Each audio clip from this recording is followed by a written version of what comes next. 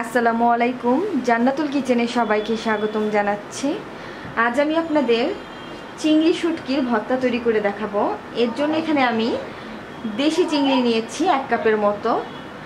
আর এই শুটকি ভর্তাটা দেশি চিংড়িটা হলে বেশি স্বাদ হয়। আর নিয়েছি 1/2 কাপ পেঁয়াজ কুচি, 4-5টা রসুনের কোয়া, পরিমাণ মতো ধনিয়া পাতা।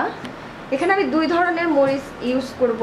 এখানে আমি শুকনো মরিচ নিয়েছি 3টা আর কাঁচা মরিচ নিয়েছি 2টা। ঝালটা আপনাদের টেস্ট অনুযায়ী দিবেন।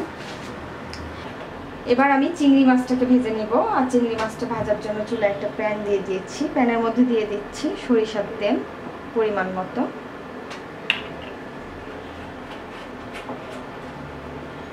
আর চিংড়ি মাছটাকে কিন্তু আমি খুব সুন্দরভাবে ধুয়ে নিয়েছি, 4-5 বার পানি দিয়ে কচলে কচলে ধুয়ে নিয়েছি, কারণ শুটকি মাছের মধ্যে অনেক ময়লা থাকে। তেলটা গরম হয়ে গেছে, এবার আমি চিংড়িগুলো দিয়ে দিচ্ছি।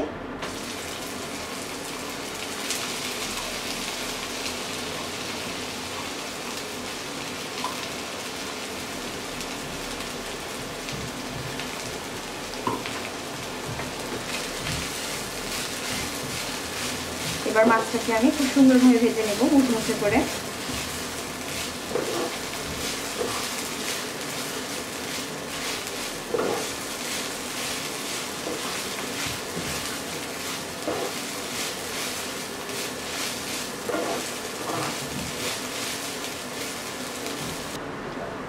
চিংড়ি মাছটাকে আমি ভেজে নিয়েছি মুচমুচে করে। এবার এটাকে আমি চুলা থেকে নামিয়ে নিচ্ছি।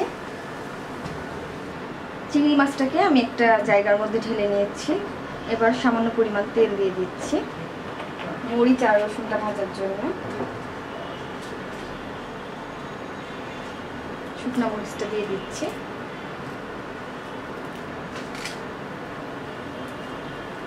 আর রসুনগুলো দিয়ে দিচ্ছি।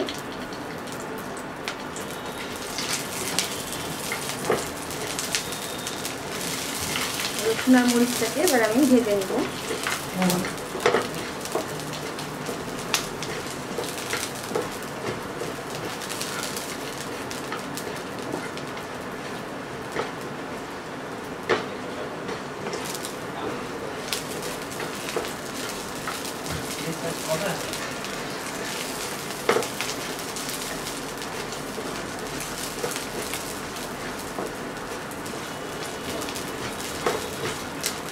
সরিষার তেলের মধ্যে রসুন আর মরিচের দারুণ একটা ঘ্রাণ বের হচ্ছে।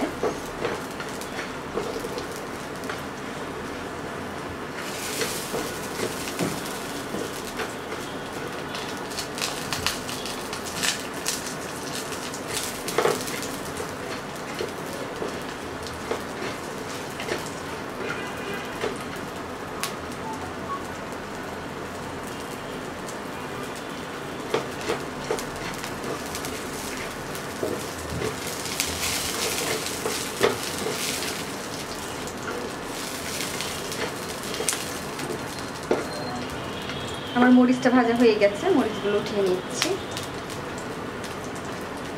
আর রসুনটাকে আরো কিছুক্ষণ ভেজে নিব।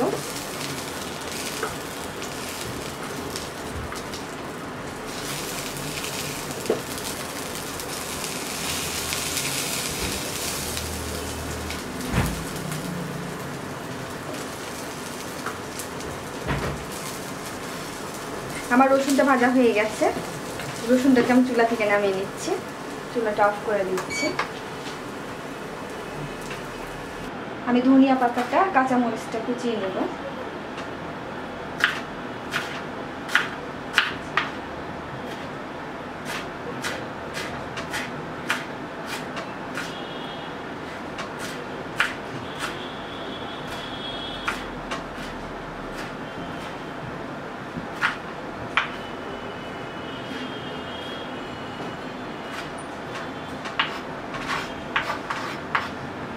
এবার মরিচটাকে কুচিয়ে নেব।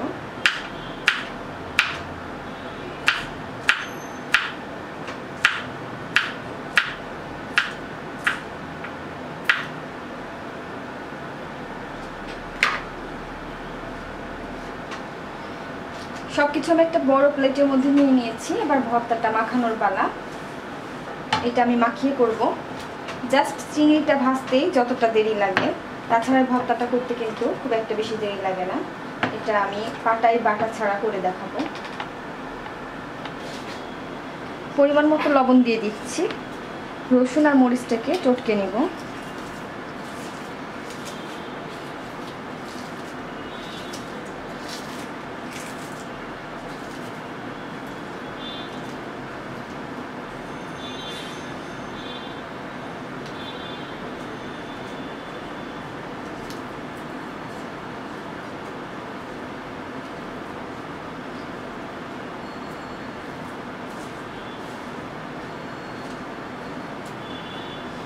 এবার এর মধ্যে আমি পেঁয়াজ কুচিটা দিয়ে দিচ্ছি।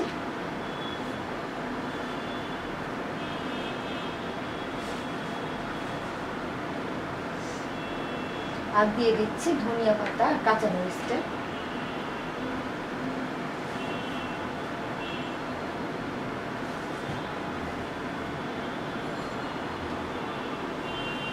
সবকিছুকে আবারও ভালোভাবে চটকে নেব।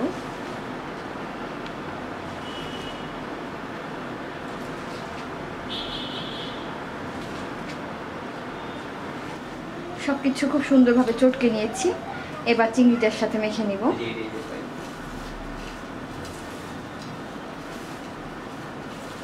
চটকে চটকে মেখে নিব, যেহেতু চিংড়িটা খুব মুচমুচে করে ভাজা আছে সেজন্য খুব সহজে এটা ভেঙে যাবে। আর এই ভর্তাটা খেতে কিন্তু অসম্ভব মজার। গরম গরম ভাতের সাথে ভর্তাটা কিন্তু দারুণ লাগে।